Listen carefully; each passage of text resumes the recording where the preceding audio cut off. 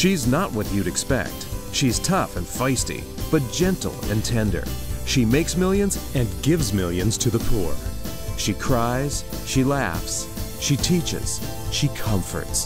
This is the Dani Johnson Show. Welcome to the Dani Johnson Show, where we help you define success for you. You know what? Everybody else out there has decided what success is supposed to look like for your life. But hey, here on the Dani Johnson Show, we are going to redefine that very word, that very life. You see, success is different for everybody. And obviously, for most people, success has something to do with finances, right? I mean, what's success without money? I need money, Dani, to do the things I want to do. We're going to talk about money today. We're going to talk about your relationship with money. I want you to think about this for just 1 second, okay? You actually do have a relationship with money. You do. Let's define, what is your relationship with money? Think about that for a minute. Or could you be that person, for example, that has no idea that you have a relationship with money? And if you don't have a relationship with money, well, then chances are you're not treating money how you should be. So my relationship with money in my early days is that I was stupid with it. I abused it. Oh gosh, I only used it for my own personal pleasures. I used it for the power it gave me, man. The power to buy all of those diamonds, all of those clothes, those shoes. I don't even want to think about how many pairs of shoes I've bought in my lifetime. I don't want to think about that right now. But I did have a relationship with money that was completely dysfunctional. And unfortunately, what I have found with the thousands of people that I've worked with through the years is that they also have a dysfunctional relationship with money. What defines dysfunctional and a dysfunctional relationship? Well, abuse, obviously, is dysfunctional. It is. But see, most of us don't know how we are supposed to treat money. You're like, Dani, this is disgusting. You're talking about money as though it's like a human being. Well, it's not, but you really do have a relationship with it. Let me prove it to you. Do you think about it all the time? Huh? Do you think about money all the time? Is money always in your brain? Do you have money in your heart? Whether that is worry, stress, fret, fear, anxiety. What about the fights you have about money with your spouse or your kids? What about the fights you have with your boss? What about this? You feel like you're not being paid enough, so now you've lost respect for the person that you're working with. Come on, think about it. Or that somebody else is making more, it makes you mad. So is that emotion of jealousy, even anger, are those part of the money equation with you? Aren't those all the same exact emotions we have when we had our first love? Come on, right? The first heart crush that we had in the 7th grade or the 4th grade, or who knows, whatever grade you were in when you had your first love, right? Those same emotions. That when it was not functional but dysfunctional, when it wasn't healthy, there's control involved, right? You want to control the money. You want to control every dollar. You want to control, make sure that no one's going to take any from you, especially the government. So you want to control how much the IRS is not going to get of your cash. So you do all these wild, weird things, you know, to try to avoid paying more taxes than you should. And I'm not saying that that's necessarily bad. But what is meaning, I think it's wise, you're supposed to be wise with your money, but as far as controlling and thinking about it all the time and constantly checking your bank account, and do you know what I mean? Now, yes, you should be checking your bank account, and yes, you should be checking your bank statements, or maybe the dysfunctional relationship you have with money is you never, ever look at your bank statements, that you never, ever know where the money is going. You see, that's another form of dysfunction, which is neglect. That you don't even know how much you owe on your credit cards, right? You don't even know how much total debt that you actually have. This is the dysfunctional relationship, and it is acted out in the form of neglect. That you don't want to see the bills that are in the mailbox, right? You don't want to do that. Why? And again, this is neglect, which a neglectful relationship is dysfunctional. So I would say that most people out there in the world today have a dysfunctional relationship with money. And by the way, the only reason I can talk about this thing is because I've lived them all, my friend. I've lived them all. So just be encouraged, because you don't have to stay there. Because if you neglect the relationship with money, that you try to ignore the financial problems, you try to ignore how much debt you have, you try to ignore your financial responsibilities, then it ends up in what? A divorce. I will call that a bankruptcy. It'll end up in a bankruptcy. It'll end up burying you, tormenting you, nagging at you. Gosh, come on. We've all had the nagging bill collectors calling us, right? Or someone we've borrowed money from that is now nagging us for the money at the most inopportune time. We have felt that. But there is a way to have a functional relationship with money. There really is. There really, really is. And we're going to talk about that today. How can we get more wise with money and to not have it control our life, whether it's through neglecting it or thinking about it too much and talking about it too much, but coming into a healthy place concerning money. Money is a tool. Here's a really cool quote by Benjamin Franklin, pretty successful guy, rather influential. He's been dead for a long time and we're still being influenced by this man. Money has never made man happy, nor will it ever. There is nothing in its nature to produce happiness. The more of it one has, the more one wants. He's pretty influential. The dead is talking to us right now through his quote. His words are still alive. It goes to show you how powerful words are. But it's true, isn't it? There's nothing in the nature of that piece of paper or that coin that can make us happy. It doesn't encourage us. It doesn't talk to us, right? No, but it can enslave us. And so today, I want to show you ways how you can have a healthy relationship concerning the money topic, concerning how we spend it, how we think of it. Because I found in my early days that the more I chased money, the more it ran from me. It was kind of like that ever-dangling orange carrot with the hairs coming out of it. Right? There it was. It was so close. It was just right there. It was like within arm's reach. It was in the reach of my teeth. I happen to like carrots. And it's right there, but I just can't seem to get it. Have you ever felt that way about money? I did too. I'm telling you, I came to a place in my life where I was done. I remember reaching this place. It was actually in 1995 after a nervous breakdown. I was 25 years old and I had a nervous breakdown. Wow. I'm married. I got a couple kids and I am so stressed out about money. I almost take my own life. I thought about it constantly. I had a huge overhead. I had a company that had been embezzled. This is my second time being embezzled. So of course, all of those depressive thoughts came over me, right? And the suicidal thoughts came over me. I just wanted to die. I didn't see any way out of fixing my financial problems. And then I came to this surrender place. There's something about surrendering. There is. I'm not talking about the white flag because you're weak. I'm talking about this, that I surrender. And who did I surrender to? I surrendered to God. I said, God, I don't care if I go broke. I don't care if I lose this company. I don't care if I'm the laughing stock of all of my friends. I don't care if Brian and Kristen and Jerry and Daryl and Michelle and all those people that are in my life that I love so much and Jen, I don't care if they now go, we can't be your friend anymore because you don't make a lot of money.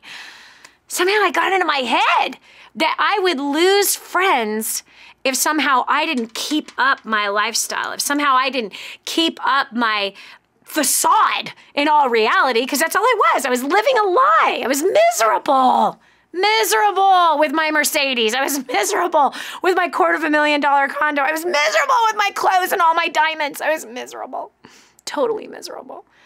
And I didn't care. I'm like, I'm coming out. I'm coming out of this closet. My life sucks. There's something about that.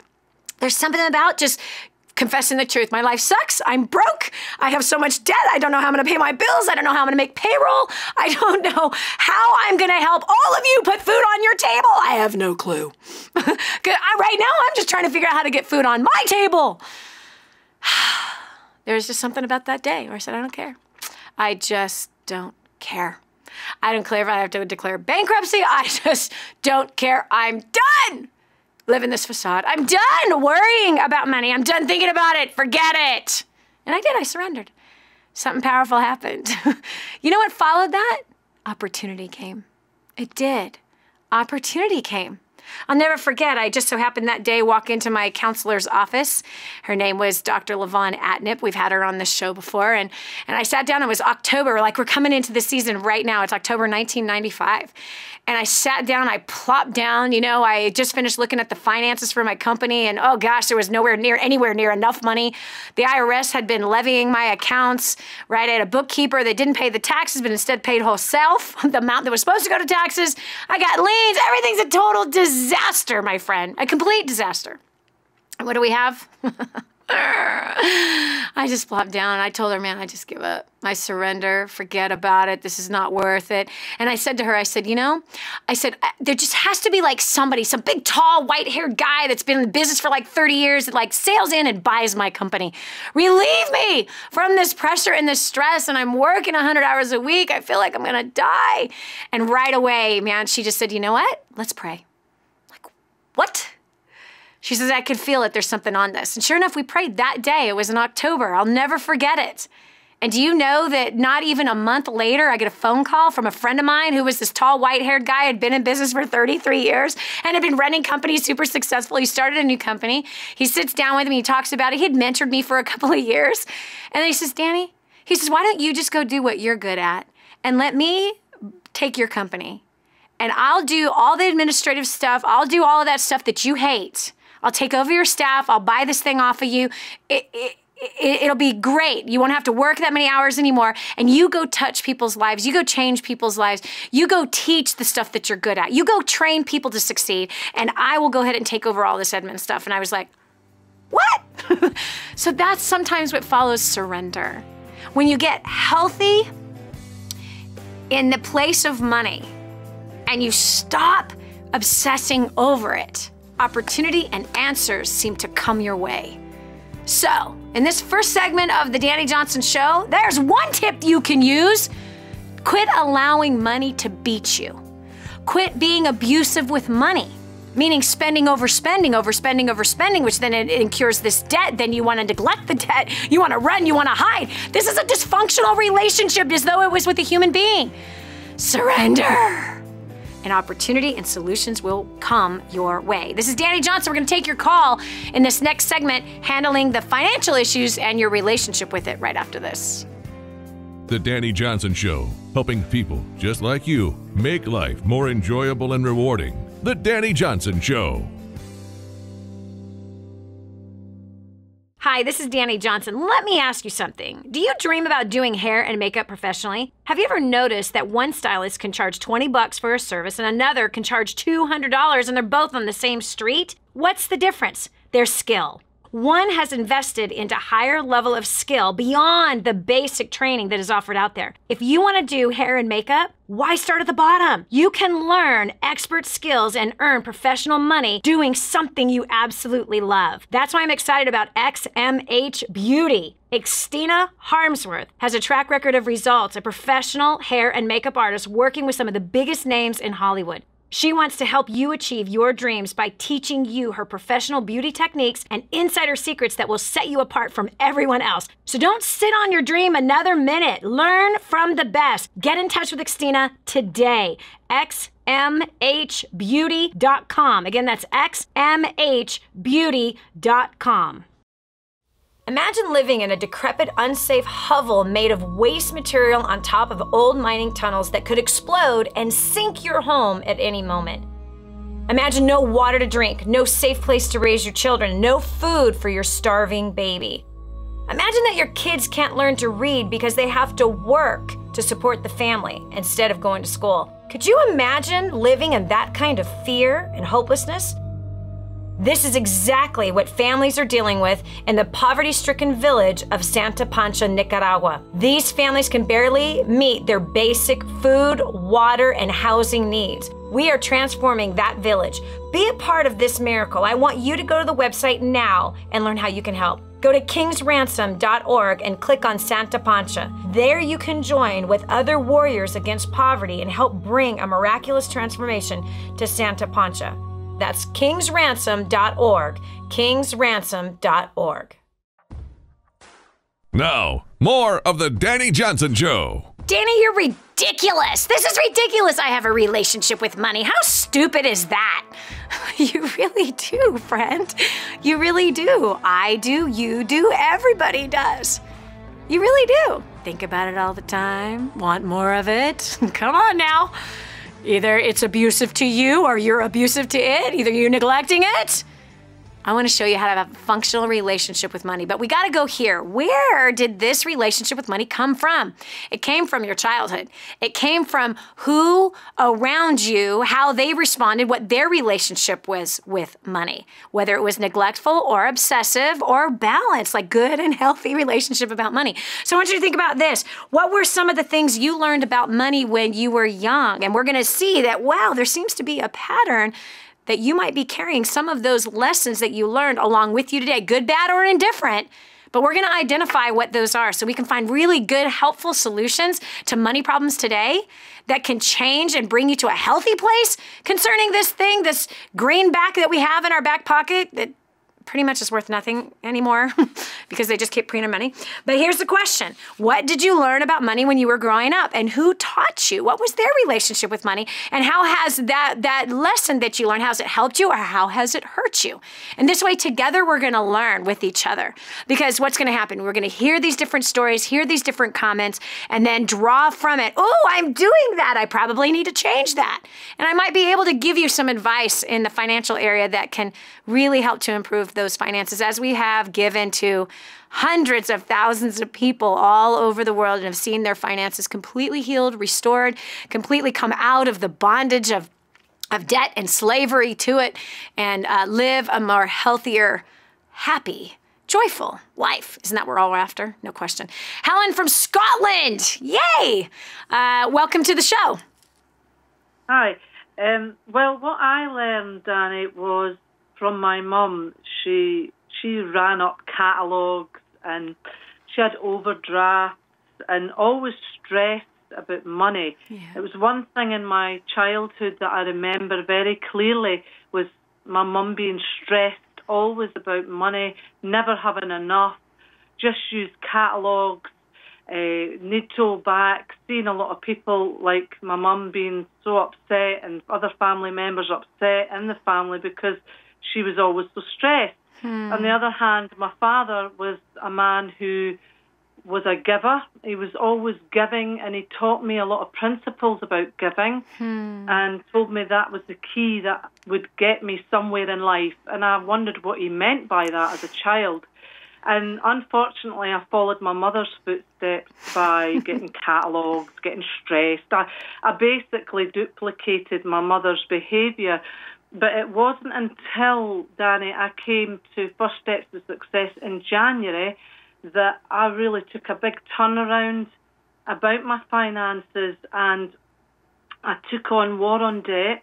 Yeah. And I listened to what your teachings were about, personal debt. Let's address your personal debt. Let's look at your car. Let's look at your mortgage. Yes. And basically, that's our aim. We want to get these debts right down. And War on Debt, I can't emphasize enough to anybody listening out there, War on Debt is the thing to get. Dani Johnson has got it there. It is just a gold mine of stuff, and I have saved so much money just by listening to what she said, going with the guidance. Fantastic. Wow. So Helen, how awesome. And here it is proof, right? You picked up from mom debt. You picked up from mom speaking bad about money, right? She's stressed about it, right? How did that make you feel as a kid? Because there's a mom right now driving down the road, listening to you and I, and she probably just finished having a conversation on the phone with her girlfriend, talking about how they don't have any money and her husband isn't making enough and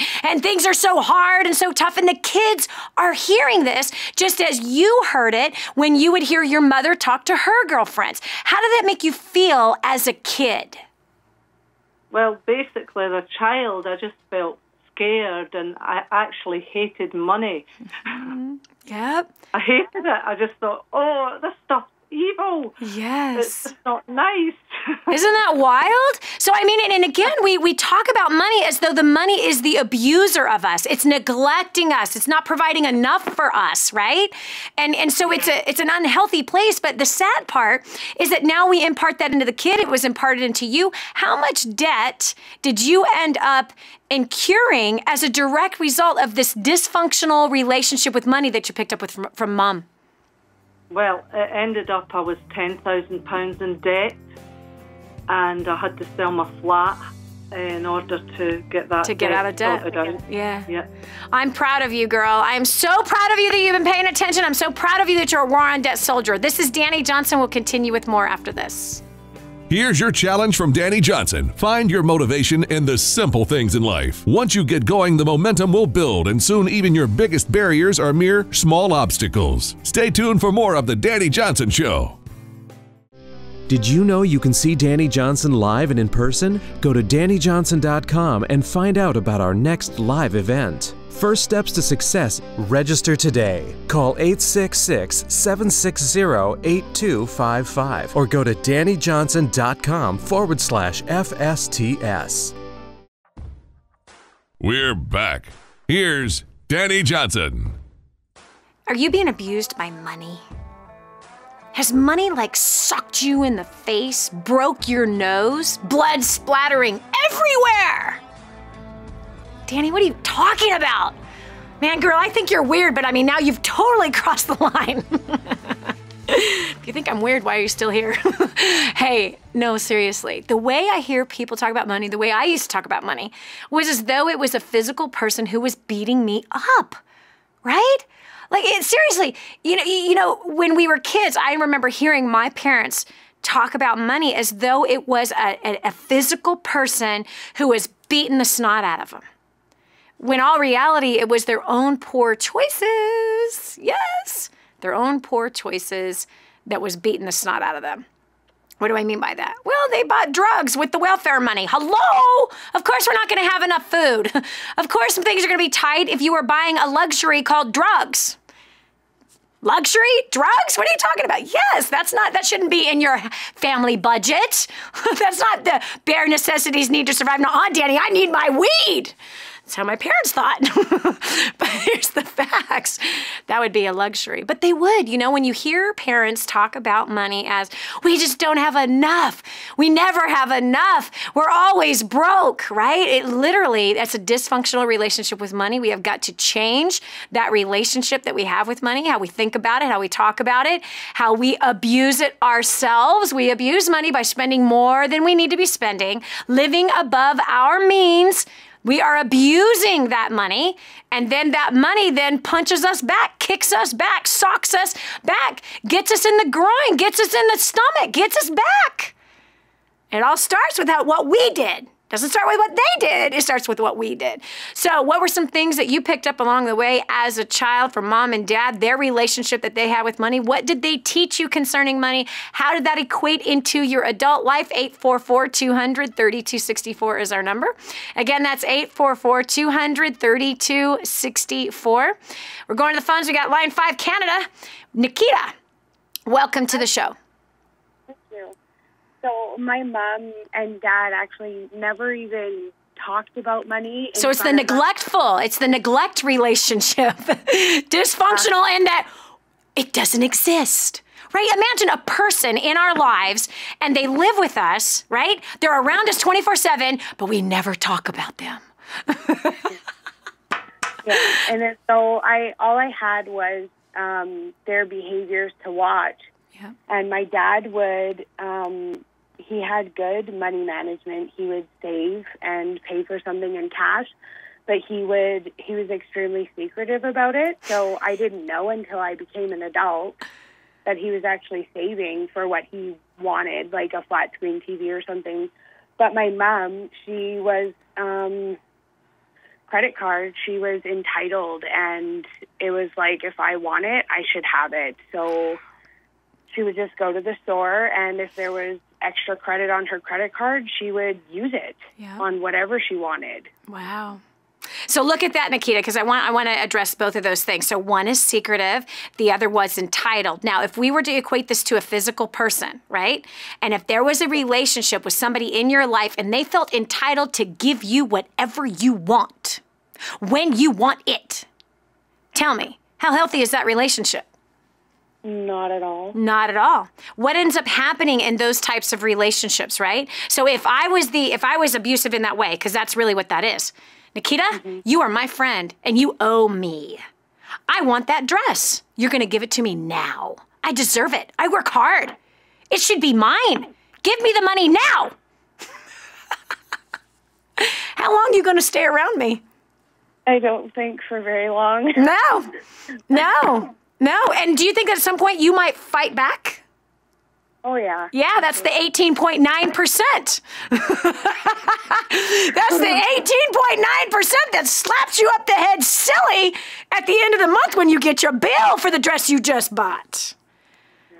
Bottom line, man, we really do have relationships with money. And if we are entitled, it punches us back. Either that or it runs from us. It runs from us. It doesn't want to be abused in that way anymore, so it stays far away from us. Or if we are secretive with it, right?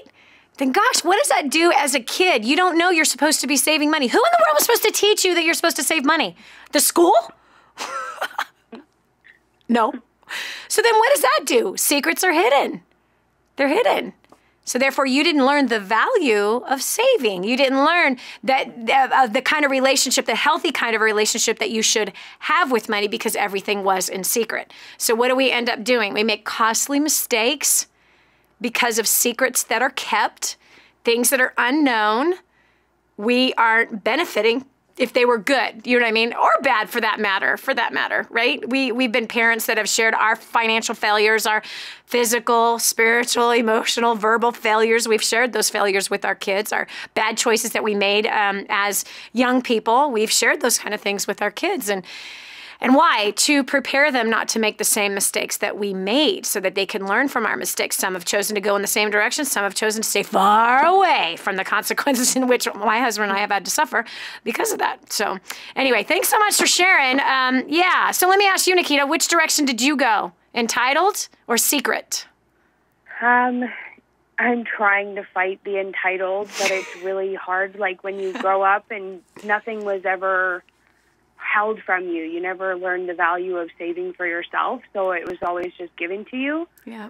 So now it's like, as an adult and a married mom of almost 2, it's like, how do I manage my money properly? Yep. To stop going down the entitled route. Mm-hmm. Well, you tell me. You've gone down the entitled route, right? Yeah. How does it feel? Yeah. It's downright slavery. Yeah. Not even, it's like we went into debt for our wedding, so. How much? How much? And a car, about $60,000. Oh! And so we surrendered our car, and we're slowly climbing our way out of the debt, but it's like when we were dating, we weren't in debt, so we were 2 totally different people.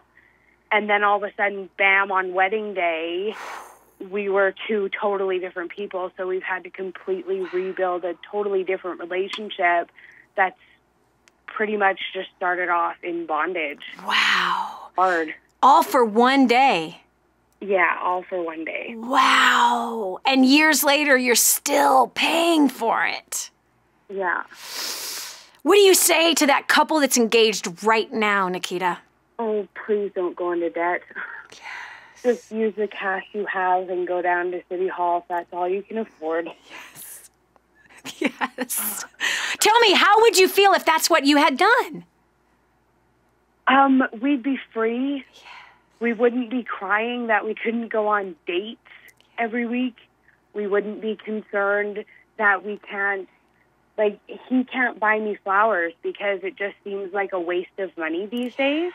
It's like, oh, we've got so much debt. Why are we paying $20 for a bouquet of flowers? When in actuality, I probably would love that. Yeah. So it's like, oh, if I could go back and give myself advice, I wouldn't step near debt at all. Yeah, yeah. Wow. Okay, so climbing out of this debt. Okay, now here's a tip. Now, I understand your husband's making the choice not to buy flowers. He wants to buy you flowers, but he also wants to pay off this debt, right? Mm-hmm. Making a card, drawing pictures, writing beautiful, loving words are so much more powerful than $20 on a bouquet of flowers. He could literally put 12 little pieces of paper, right? And write 12 beautiful things. See, that is so much more meaningful than the 20. Because if you would have got the flowers, you're like, but honey, we have this debt. You know what I mean? So it's like a bittersweet if he does buy you that thing. You know what I mean? It's a bittersweet. It's like, oh, thank you. Oh, that's so sweet. But we could have put that towards MasterCard. We could have put that to that stupid wedding we had. Anyway.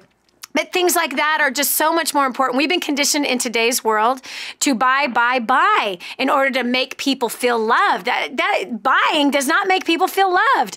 It's the heart, it's the time that is behind it. And so I much rather hear the words, the encouragement written down on something, or the time spent, the loves, the hugs, the eyeball to eyeball, the mouth to mouth.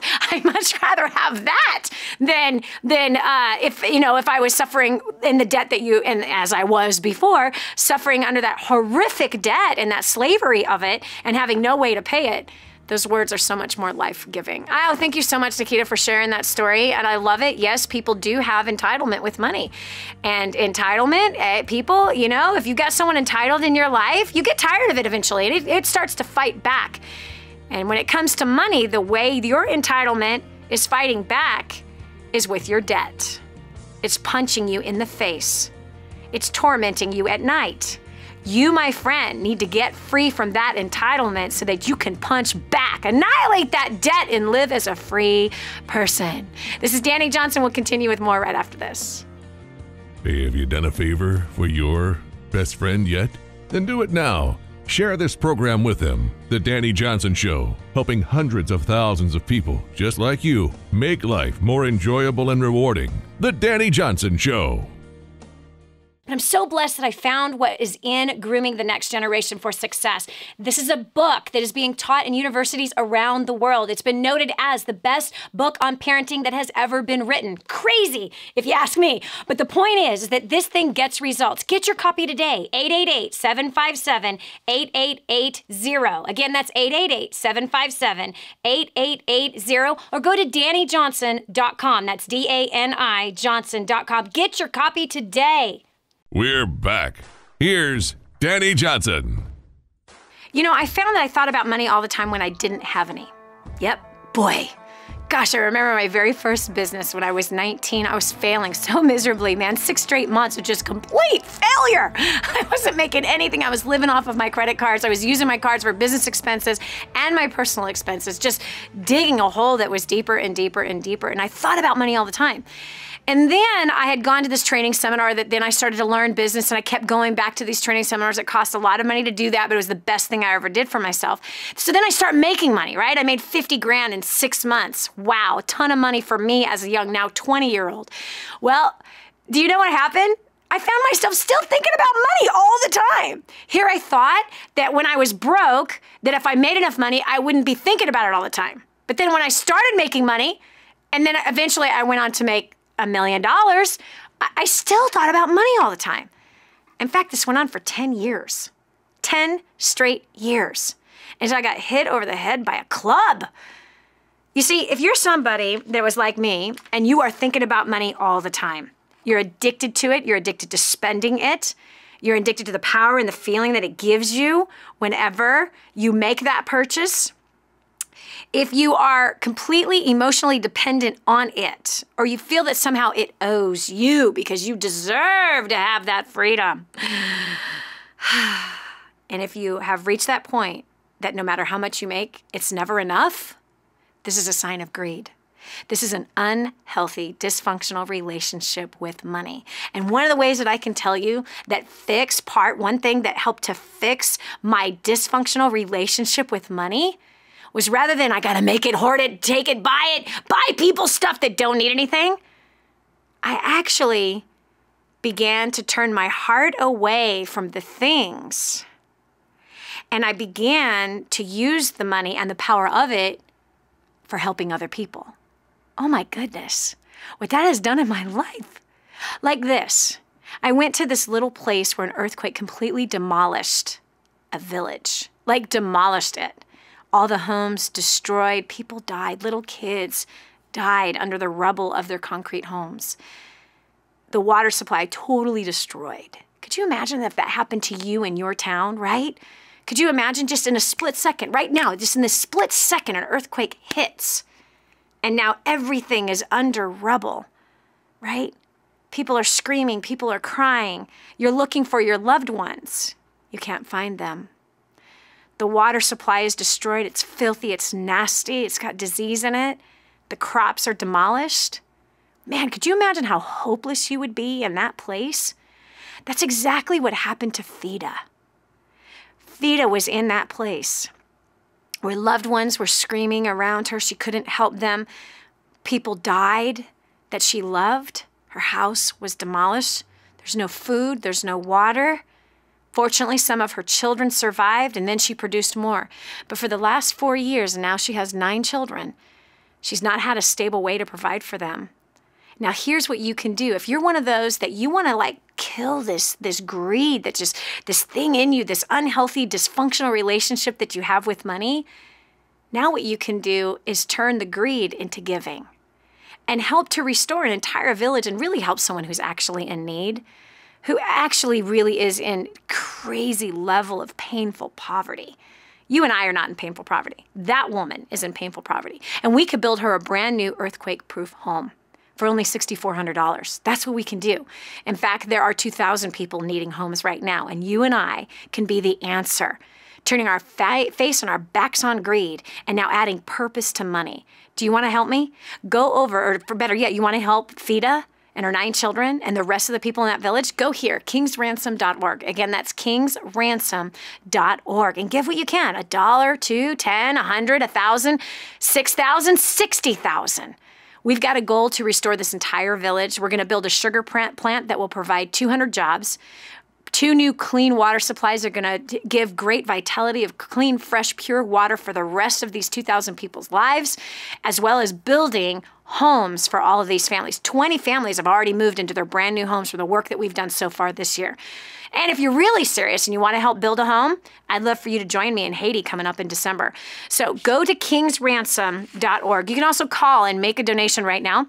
If you call 888-291-7123. Again, that's 888-291-7123. Kadwa Haiti is the project that we're working on. Kill greed by giving to those in need. Again, kill greed by giving to those in need. Kadwa Haiti. Let's do this together. What an awesome thing. Don't raise greedy kids. Tell them about these families who have no home. Your kids will jump up to the challenge, empty out their little piggy banks to be able to give to somebody else. 888-291-7123 or go to kingsransom.org, kingsransom.org, and give what you can right now for the Kadwa Haiti project. All right, we're talking about dysfunctional relationship with money, things that you heard as a child. You see, chances are if you suffer from greed and always thinking about money, never making enough, good chance your parents might have been that way. So we are discovering, or taking the lid off, looking underneath that car, looking inside the engine of your mind and discovering how was this engine concerning money put together in you? 844-200-3264. Again, 844-200-3264 is my number if you'd like to talk about what you learned as a child, what your parents taught you about money, or what they didn't teach you about money, and then how can we fix it? How's that played off in your life? We've got April from Spartanburg, South Carolina. Welcome to the Dani Johnson Show. Thank you, Dani. I've been encouraged by your promises, and I was invited by Anne-Marie Bell to join the last 4 meetings that you've had, including the one in Cincinnati. So I do hope to attend one of those meetings at some time in the near future. Awesome. I did purchase the War on Debt and have opened up the workbook, and I've been listening to your audio in the car, and it's very encouraging, and I love every promise that you claim. I replied to a post that you had online regarding what you learned.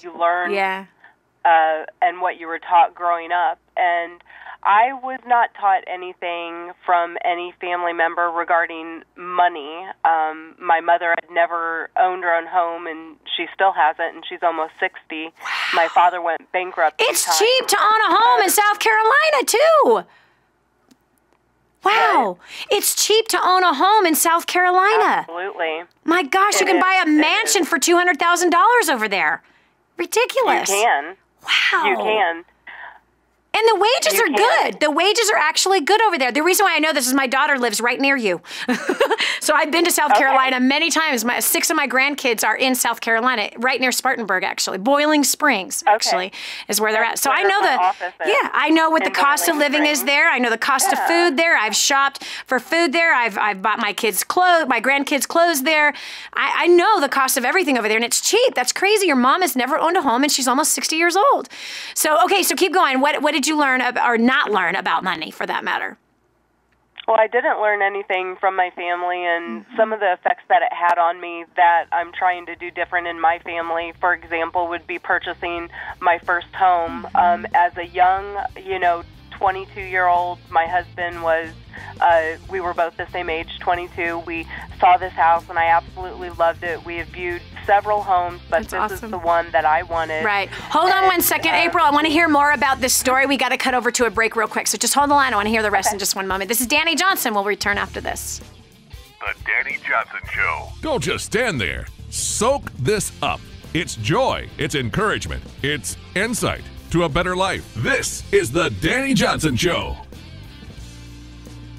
Hi, this is Dani Johnson. Let me ask you something. How many weddings have you been to in the last year? A bunch, right? Think about it. Wedding bells ringing, champagne flowing, and the bride looking like a model on the biggest day of her life. So that's where there will always be a need for skilled hair and makeup professionals. Why couldn't that be you? The key is getting the right training. XMHBeauty.com does workshops giving that training. Xtina Harmsworth has a track record of results as a professional makeup artist in Hollywood, working with some of the biggest names. One makeup artist recently had the confidence to book 3 weddings after attending Xtina's workshop, and then reported that she handled 7 bridal clients on location in one day. That's serious cash. You don't have to move to Hollywood to make serious cash as a makeup and hair artist. Go visit XMHBeauty.com today. Again, that's XMHBeauty.com. So get to that site immediately and start following your dream.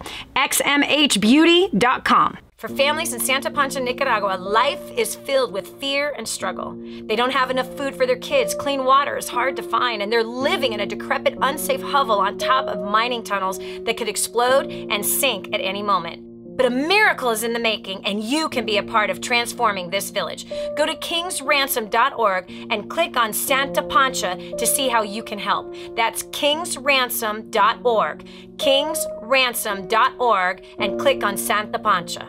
If you like being depressed, enjoy having no drive in your life to improve, want to be lazy, love being an underachiever, then this show is not for you.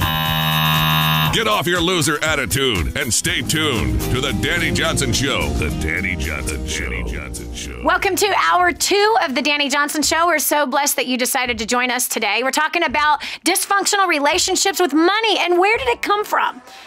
Well, did you grow up in a dysfunctionally money home? Did your parents always talk about money negatively? Did they talk about money as though it was beating them up? Or perhaps you were that kid that watched entitlement with money. I deserve to have the air conditioner set at 70 24/7. I deserve that new boat. I work hard for my money, so I'm gonna finance it. We deserve those new clothes, right? Woo, entitlement. I'll tell you what, if you've ever been in an entitled physical human relationship with somebody, one of two things happen. The one feels very taken advantage of and begins to fight back. Bad idea.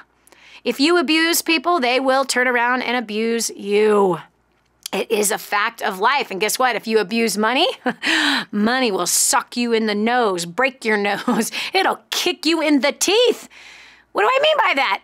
18.9% interest rate on those credit cards that you'll have for the rest of your life? Hello? Paying far more for that car because you financed it? That's a kick in the gut. Yes, it is. You can't even sell it for what it's worth. Yeah, debt is a way that money fights back when you abuse it. Dysfunctional relationships with money. How do you come out of it? How do you fix it? Well, one of the things is you got to identify what is the relationship you have with money and stop the action. It's really simple. If you're in an abusive relationship, get out of it. Be done with it. Be free. Okay, so we're talking about first of all, how to identify where it came from. And how do we solve it? April called in at the end of the first hour of the show. She was sharing that she never learned anything from mom and dad. But in actual reality, she said her parents never taught her anything about money. But April, the fact is, mom and dad did teach you about money. Mom taught you how to not buy a house and even almost be 60 years old and still not be a homeowner. Mom and dad taught you how to be broke, is what they taught you. By their example. You see, we don't only learn by words, we learn by actions. We actually learn more by actions than we do by words. Come on, we've all heard the saying, right? Your actions speak louder than your words. So they actually did impart into you some kind of financial knowledge. So was there a lot of money around or not? There was not a lot of money around at all. There were many times we honestly didn't even eat whenever I was young. Same here. My mother was very broken. She would accept help from no one. She tried very hard to make it on her own, and at times she could provide, and other times she couldn't, at least for our needs. Right. My father wasn't, really in the picture, and so she was a single mom. She was a single mom. Wow. My parents divorced when they were 2. My dad always had money, and it was always fun when he came to town because he always took us out the one time a year and bought us anything we wanted. He would always give us, like $20 for every A we made, and so it was always very nice to see him whenever he would come in town and take us out because we got anything we wanted, and then he would drop us back So off. you and your husband were 22, and you wanted to buy a house. You found a house that you liked, and you bought it.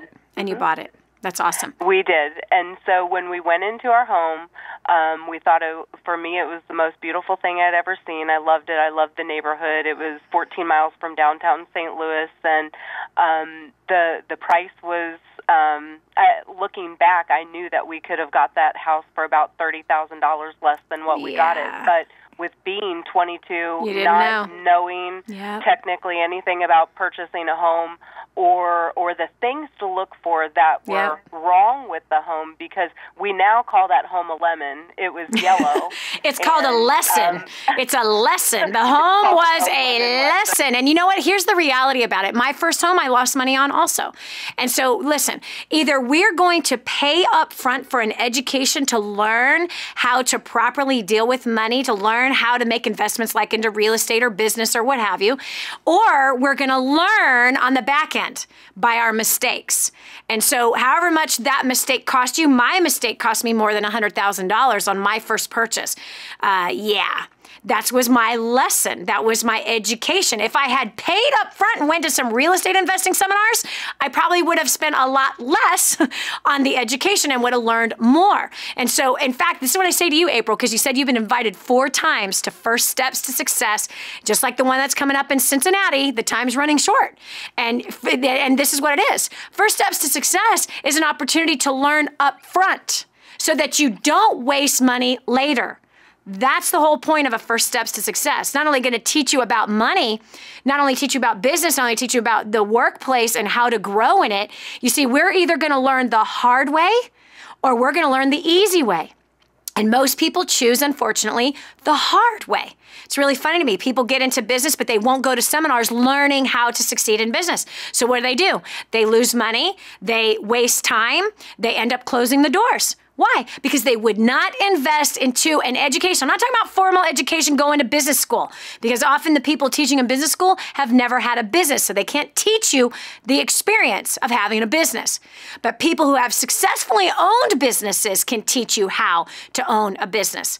I made my first million in business by the time I was 23 years old. I've made millions and millions of dollars in business. We've helped hundreds of thousands of people grow in their careers, grow their finances in their jobs, get promotions and bonuses. We've helped hundreds of thousands of people annihilate all of their debt. There are so many people that we have that are completely debt-free, and they did it in 5 to 7 years. We've had many people coming through that same training seminar that have gone on to make millions of dollars. And so again, they paid up front to learn how to succeed up front, or they had to pay on the back end. One of my clients, in fact, he paid the hard way.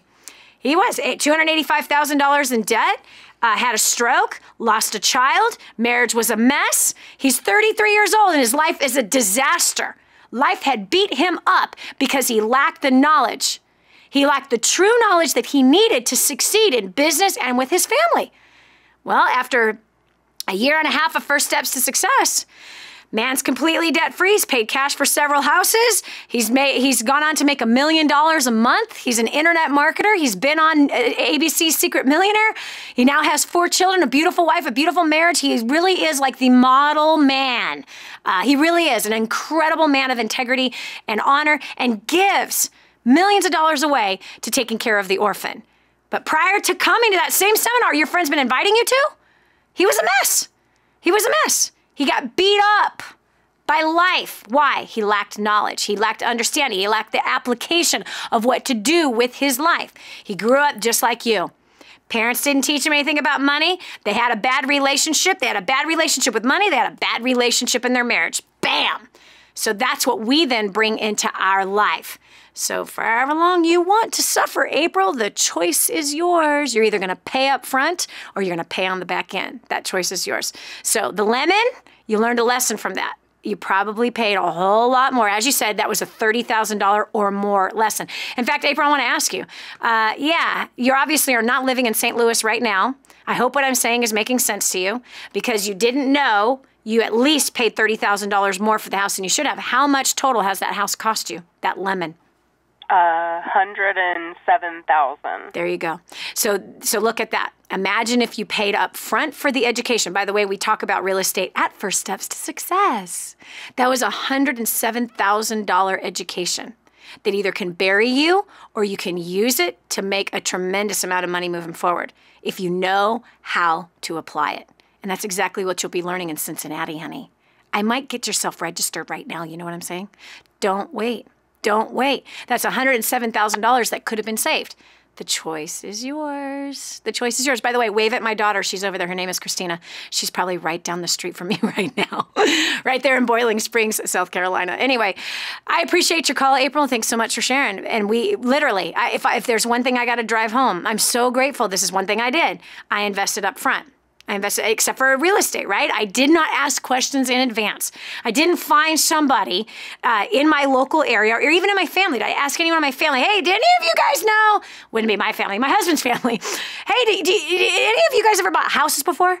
Right? Never even thought to ask somebody. Hey, is there anyone you know that's made money in real estate, that's good at picking up properties, that knows how to teach me what's a good house to buy, what's not a good house to buy? And if anything, try to find someone really successful. Fortunately, after our bad first purchase, my husband's martial arts teacher is a multimillionaire in real estate. So, of course, after losing that $100,000, it was, can you show us? How have you made that kind of money in real estate? Will you teach us? Will you show us? And he did. And guess what's happened? We've made millions in real estate. Now, you might be saying, but I don't know anybody that's made millions in real estate. You'd be surprised who you know that is successful, that's bought properties and sold properties or has lots of rental properties, number one. Number two, you're talking to one right now. So if there isn't anyone there, I can help you. I'm helping you right now. Okay, awesome. Learn up front. Gosh, because the lack of knowledge always costs so much more money. Yes.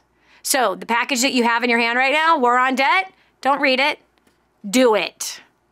Don't listen to the audios. Do the audios. Do the video. Do what it says to do, and you will annihilate that $107,000 so stinking fast. I just know it, April. You can do it. You can do it.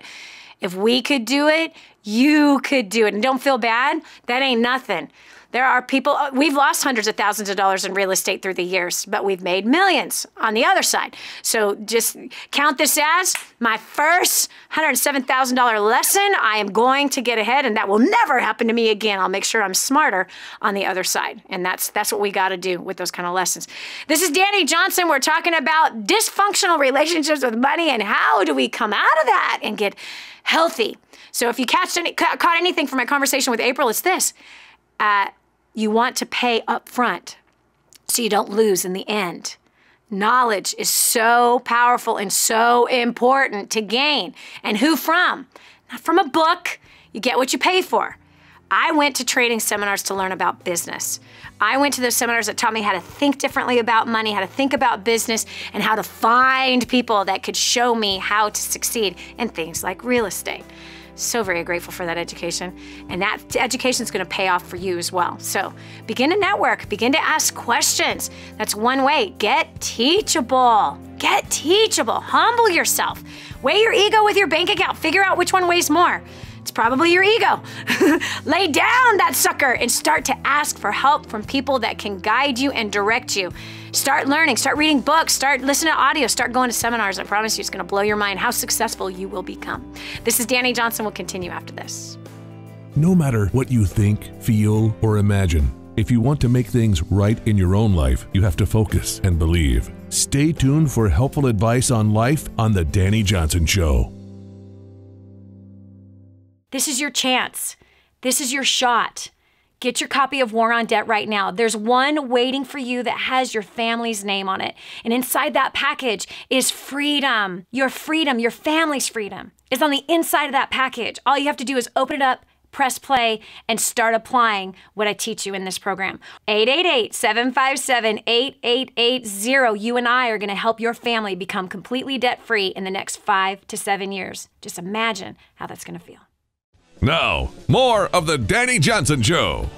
Dani, it doesn't matter what my relationship with money. You're crazy. It doesn't matter. Oh, yes, it does, my friend.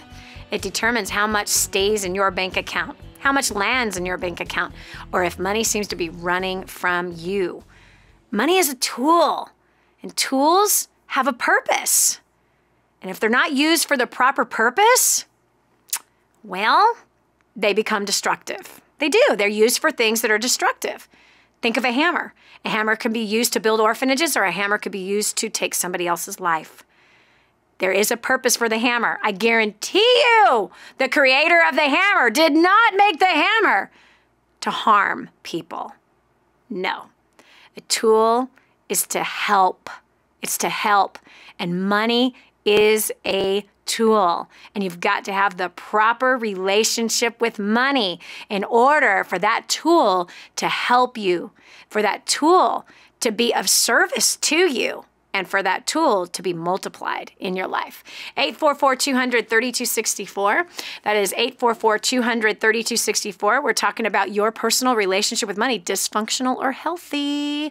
Which one is it for you? And we're helping you to get on the healthy side with money instead of that abusive side with money. I got to read you this story that just came across my desk. Jenny Copeland writes, prior to plugging into DaniJohnson.com, I was a stay-at-home mom. I was looking for a way to do more with my free time and make a difference in the world. I knew something was missing. After attending First Steps to Success and Creating a Dynasty, that's our training seminars that teach you about money and business and relationship and how to succeed and to fit it all into your crazy life and actually to reduce your stress and improve the amount of fun that you're having. She says, after attending First Steps in Dynasty, I have a whole new look on life. I have started a business. My marriage has been restored. My relationship with my kids have improved, and I have shed over $400,000 worth of debt in the last 2 years. I recommend everyone get to the next First Steps to Success. Isn't that amazing? Could you imagine being her? Could you imagine being Jenny? Right? Feeling like something is missing. There's something calling out from you. There's something that there's a longing and you can't quite put your finger on it. But you know what's awesome about Jenny? She didn't just sit in the longing. She just didn't sit in the waiting. She began to search. She began to ask. And she found a website that showed her the way on how to pay off $400,000 worth of debt in 2 years and to start a business part-time and improve her relationships with her husband and her kids. Come on now, friend. You know, you can just hear the spirit and the emotion of what she is saying to us. That could be your life, but it requires what? For a healthy relationship with money, you got to have knowledge. You got to get that knowledge that you're missing so you could stop being clobbered by your debt and you could start clobbering your debt back.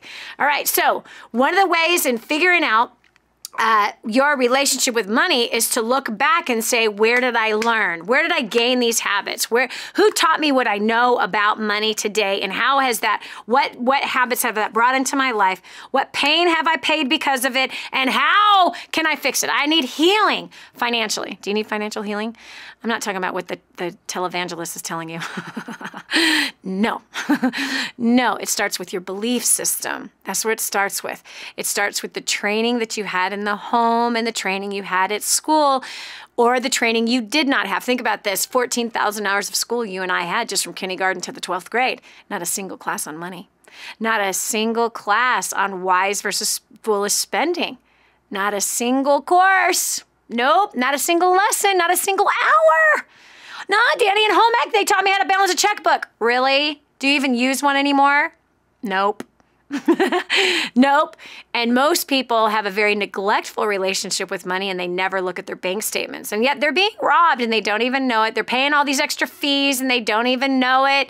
They were adding up all the bank fees that they're getting every, no, I have free checking. No, you don't. No, you don't. Yeah, there's those overdraft fees. Yeah, what about those? What about the transfer fees? Oh, wait a minute. What about the ATM fees? There's so much money the bank is making off of you. And because you're neglecting your responsibility over the money, you don't know it. So it's time. It's time to rise up in your responsibility with money, to have a healthy relationship. You're a governor over that financial territory. And if you govern that territory well, then you will prosper greater. You'll make more. Come on, you've heard this piece of wisdom before. He who is faithful with a little will be made ruler over much, much more. You have financial territory, friend. When I first discovered this and I became a governor over my financial territory, it was like, oh my gosh, I am so unfaithful with money. I just let it fly out the door like it's nothing. Oh gosh. We were finally able to create wealth once we became financially responsible. And there's such a great feeling about that. You know it's true. This is Dani Johnson. We'll continue after this. How to turn a little into a lot. Always question your intent. Dani has helped thousands upon thousands get on track to living a better life. Don't go away. More of the Dani Johnson Show is on the way. Hi, I'm Dani Johnson. The most common question I get usually are from people who are trying to juggle their life. They've got kids who are involved in all kinds of activities. They've got business or their job, finances, trying to get out of debt, plus all their church activities and all the volunteer activities. And they're pulling their hair out going, how do I juggle this all?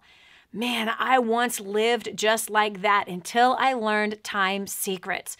Time Secrets showed me how to be able to cut my hours from 100 hours a week that I was working down to 20 hours a week and tripled my income as a direct result with what I learned. Time Secrets also showed me how to get my priorities in order, which healed up my marriage. And I became a mother that I was proud of versus becoming the mother I didn't want to be. And so if you feel like your world is running around in all kinds of different circles, you can fix that. Call 888-757-8880. Again, 888-757-8880 for Time Secrets. Improving the quality of your life. The Dani Johnson Show. I love it. I just read something that gave me this cute little chuckle. Okay, listen. It's this. Too many people spend money they earned to buy things they don't want to impress people they don't like. That was Real Rogers that said that cowboy. Did you hear that? Isn't that true? Can you believe that we do things like that? Stop! Stop doing that! Buying things you don't want to impress people you don't like. That is stupid. It is. Dani, you just called me stupid. Come on, I'm stupid too. I've done the same thing. And when you look back at your closet, you look back at your garage or your storage unit on your property or the storage unit down the street that has all this junk in it, And you look back at the reason why you bought it. What did I ever need this for? Why did I ever purchase this stupid thing? Or better yet, you got a whole cabinet full of mugs that people have bought you. Like, why do I have these? Why did anyone ever waste their money on another mug for me? How many mugs do we need? OMG. How many mugs do we need? Gosh, I don't even drink coffee. People buy me mugs. Here's one. Not with coffee in it. It's got water. Okay, anyway. But we do. We buy things we don't want. We work hard for the money. We buy things we don't want to impress people we don't like. Stop that today. Be done with that habit. All right, we're talking about that relationship we have with money. And right there, that's a dysfunctional relationship with money right there. Buying things we don't want. Dysfunctional relationship with money. To impress people we don't like. Total dysfunctional relationship with money. It's time to come into healthy.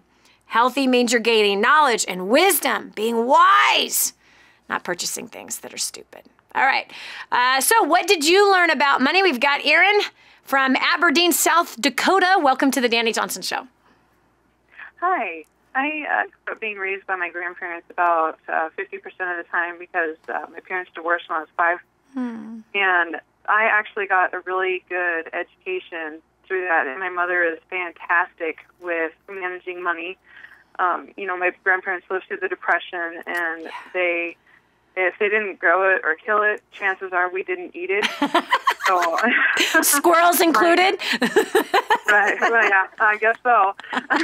My grandparents built every house they ever lived in. Yeah. I remember having to build a fire in the cooktop stove in order to help Grandma get breakfast going. She canned their food for the winter. She baked her own bread. She used a washing machine that had a roller on the back and an oven at the top. Until I was like 12. And I graduated in 99. I'm 33 years old today. So wow. We didn't live in Alaska. We weren't backwoods, weird people. It's just we used what we had, and we didn't waste money.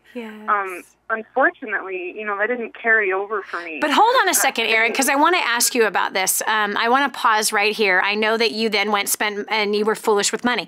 But tell me, because I could hear it in your voice, like, why did I do that? Okay, so tell me, Erin, what was that like growing up and seeing Grandma work like that? I loved it. Isn't it amazing?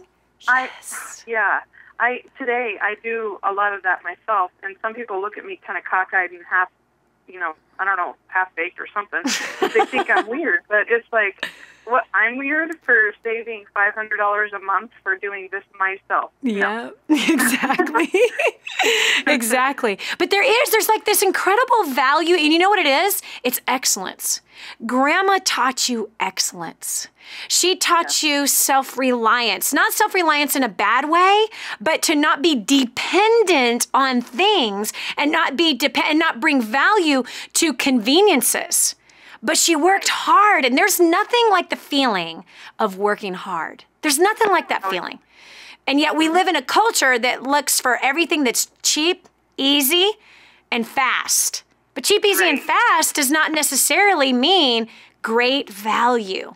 Do you know what I mean? Or even having that satisfaction of, I worked hard, I did good today. Okay, so then after this, you got stupid. Why did you swallow the stupid pill? What'd you do that for? Because I thought it was normal.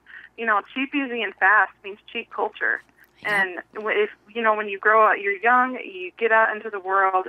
My grandparents and my mom did the best they could, but they didn't teach me how to do what they were doing. Mm-hmm. And it's not their fault. I was at the age where I could say, hey, how do you do this? That's true. And I just didn't. And so I went to college, and naturally they have money sharks there that are trying to get you to sign up for credit cards, and that was the first thing I did. And did you ever ask your mom or your grandparents if you should get a credit card? No, because I was of age. So of course not. Of course I'm not going to ask for financial advice from people that manage to save money and work hard. No, I'm 18. I'm making my own decisions, and everyone else is doing it, so why not? Ugh, doesn't that stink? Exactly. Ah, they did help me buy my own car, but we're at a place today. We're $124,000 in debt, but I'm determined to get out of that in 18 months or less. Yes. Yeah, I know we will, because I have all of this background, this foundation that's fantastic, and I just have to tear everything else down that's crap. Yep. So what would you say is some of the crap? What's some of the crap that you've accumulated through the years that has put you $127,000 in debt? Honestly, my biggest regret is, aside from credit cards, I just think those are stupid anyway, but aside from that, is student loans. Mm-hmm. To be honest with you, I got this education. I have a associate's degree in IT. It is useless. I'm a homeschool mom, and I don't use it at all. It is a worthless $32,000 that I spent, and I'll never do that again. Okay, now hold on 1 second. Let me ask you this question. Now, how would have Grandma had done the going to school thing? How would she have done it? My grandparents would not have done that. They would have used the experience that they had, and they would have worked within the boundaries that they already had. Okay, but let's just say that they wanted an IT degree. Do you think they would have gotten student loans, or how do you think they would have done it? No, they would have paid for it out of their own pocket. Whether that meant getting a second job, right, and going to school at the same time, working full time as the time of going to school, right? You see, their generation was not afraid of hard work, and if they wanted something, they worked for it versus biting the carrot of here, get it now, pay later. And so that's the difference in the mindset. So I believe that if Grandma or Grandpa wanted the IT degree, they would have worked their bones to blood to get that degree. Now, do you think they would have used the degree if they had worked it like that? Oh, yeah. Oh, yeah, honey. A lot of the reason why kids don't use their degrees is because they didn't pay for it. Yeah. They have a debt. Or they have a debt for it.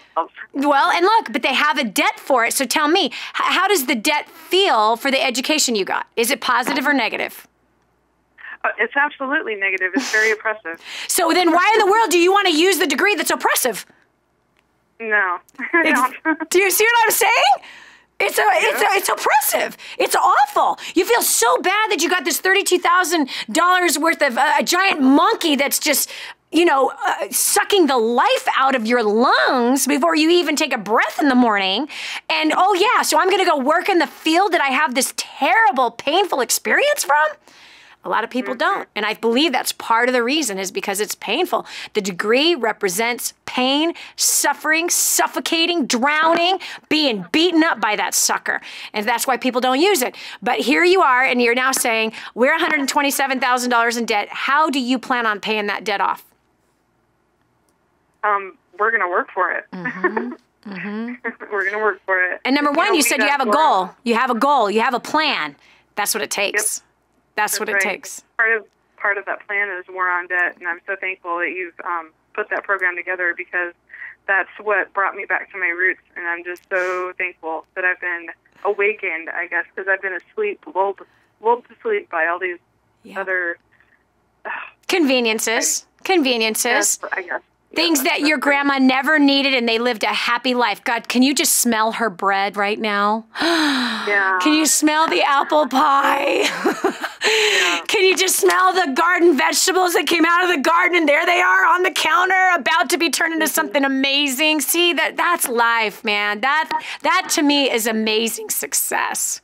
It really is. That is absolute amazing success. So War on Debt is your plan. And you know what? I'm really proud of you. I really am, Erin, because here's the facts.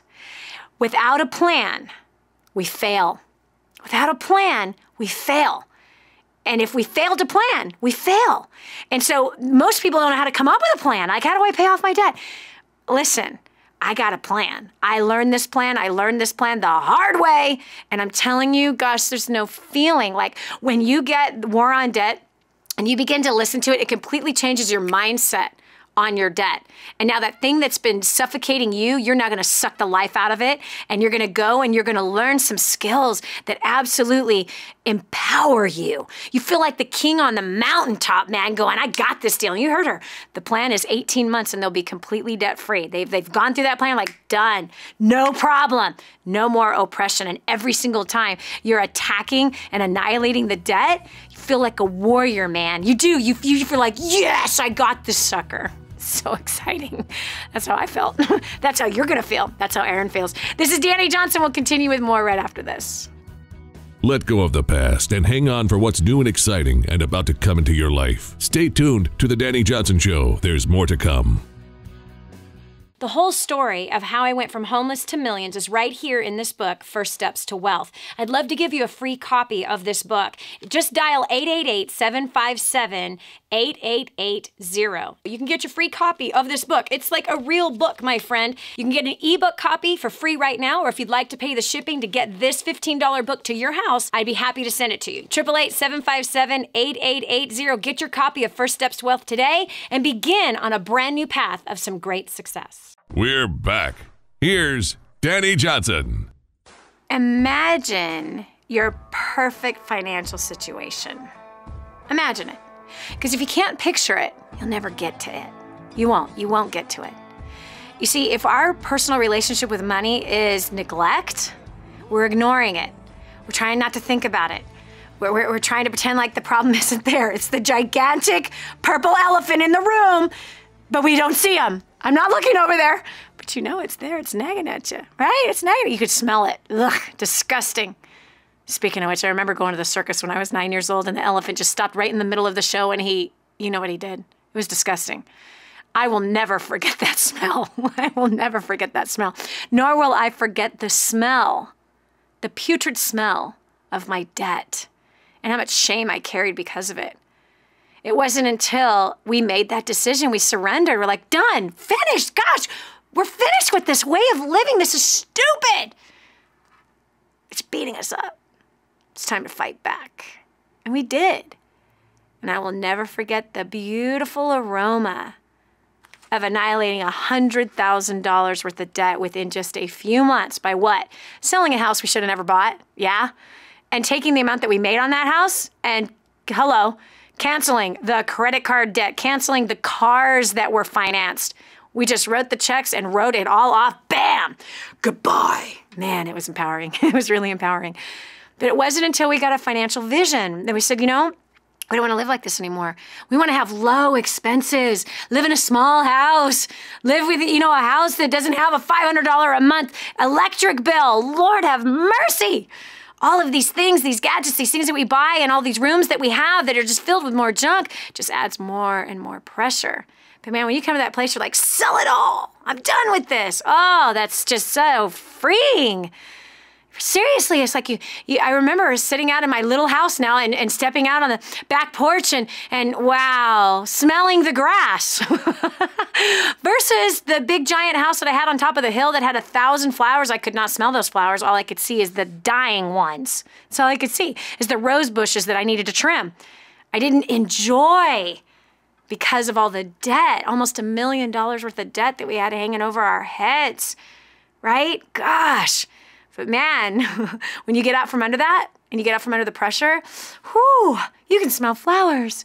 You can smell your husband's scent. You can smell the dirty diaper in your kids' pants versus the stress that is just suffocating.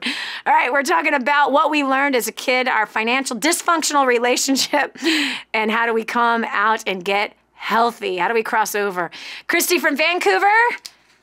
Tell me about how were your parents? What was the financial education you got that then built your belief system, and what was the result? Well, my parents kept money a secret. Mm-hmm. I didn't even know how much my dad made, and there was no talk of budgeting or bill paying or anything. Where did they expect for you to learn how to do those things? I have not the slightest idea. And then my dad was out of work for 2 years, wow. So we had no money. Wow. We're soup kitchen eating as well as a whole host of other things. And how did that feel as a child growing up in that situation? Oh, well, that situation I swore I'd never allow my children to experience. Why? Fortunately, not having been taught anything about money, right? That plan didn't work out so well. Isn't that funny? But let's go back. I want you to tell me how it felt. I know the decision you made that I would never do this to my kids, but why? Why did you make that decision? Well, it's even as a kid, it's shameful. You look at the other kids that you go to school with that can afford the new clothes and I was wearing my brother's hand-me-downs, and Wow. they're having Christmas, and we're eating in a gym. How did that feel, having Christmas in that gym? It was tough. You're thankful that there's turkey, but it's also very demoralizing. Yeah. You were embarrassed? Embarrassed and shamed, but I didn't understand because money wasn't talked about. Yeah. So money was kind of like that secret evil thing. Mm-hmm. Because money hurts your family by not having it. I once asked my dad, and he yelled at me and said, "We don't talk about money, and you don't need to know how much I make." So then what did that produce in your life as you got on your own and went after your own life? Well, it's a love-hate relationship, right? It's a lot of avoidance until you can't avoid it, and then you go and you look at your bank account and you try and figure out how you're going to pay all your bills, and you see where Peter is. So you can borrow from Peter to pay Paul. So let me ask you this. Are you having the same, in that moment, right? You ignore the money. It's the secret thing, right? It's the secret evil. We're not going to talk about it. We're not going to pay attention to it. Again, that's a dysfunctional relationship with money. We've all had it. It is. It's totally dysfunctional. If we ignore somebody in our life, it's eventually going to hit us over the head, or it's going to run away from us, and that's what money does. It hits us over our head with debt, or it completely leaves. That's what happens with the ignoring money relationship. So tell me, as an adult, right? And again, you've ignored money. I'm not going to look at my bank account. I don't want to know. I don't want to know how much I owe. Did you have that same manifestation as that little girl that was in the gym? Except now it's fear as well. Well, I'm pretty sure you probably had fear in the gym, that you were afraid that any of your friends from school, that someone that knew you might see you there. True. You just probably don't recognize it as fear right away. But yeah. More than likely, you were looking around hoping that you would not know anybody. No one was there. And Yep. no one would, because we were pretty much, soup kitchen fed for that Christmas. Yep. So fear, tell me how that feels concerning money. Well, that's the avoidance piece. It's too scary to look at. Yeah. So you avoid and hope it's going to go away. Of course it doesn't, and then the phone calls start coming, and the door knocking starts to come, and then you're placed in a position where you have to face it. Yeah. So you take a deep breath, you go into the bank account, you figure out, like I said, where's Paul, because you need to borrow from Paul to pay Peter. Yeah. Kind of get it managed for that month, and then go back into it's scary, I'm going to hide again. So where are you today concerning finances? Well, this year's been a rough year. At the beginning of the year, my entire house burnt to the ground, and we didn't have any house insurance. We lost everything. Oh, my gosh. So it's been a year of trying to get back on our feet. We've been... we have to replace everything, but my current husband's job doesn't pay enough to manage the household bills, so I've now picked up 3 jobs with a 4-month-old baby and a 19 and a 16 and a 12-year-old other child. Wow. So now it's just about scrambling to try and get back kind of on our feet again this year. Yeah. Let me ask you this. Do you really need to replace everything that was in the house? And no. Well, exactly. and no, and we're not.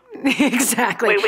Because you find I didn't need all that stuff. I probably should have not bought a lot of those things. And imagine the money we would have had in the account if I hadn't bought those things, right? Yeah. There's so much, right? So much of clothes, so much of food, so much of gadgets, so much of so much. You know what I mean? That when we look back, when we've lost everything, and again, that's called a reset, honey. It's just a reset. And now you get to make new financial decisions moving forward of what is important and what's not. And therefore, you'll have a completely different outcome this time around, so that you don't end up where you don't want to be, but you go exactly where you want to go. This is Dani Johnson. Thanks so much for joining us today. We'll talk to you tomorrow again with another important topic to help you redefine success. We want to thank you for listening to The Dani Johnson Show. We hope you found inspiration, answers, and hope to renew your happiness in life. Join us again on the next Dani Johnson Show. Did you know you can see Dani Johnson live and in person? Go to DaniJohnson.com and find out about our next live event. First steps to success, register today. Call 866-760-8255 or go to DaniJohnson.com/FSTS.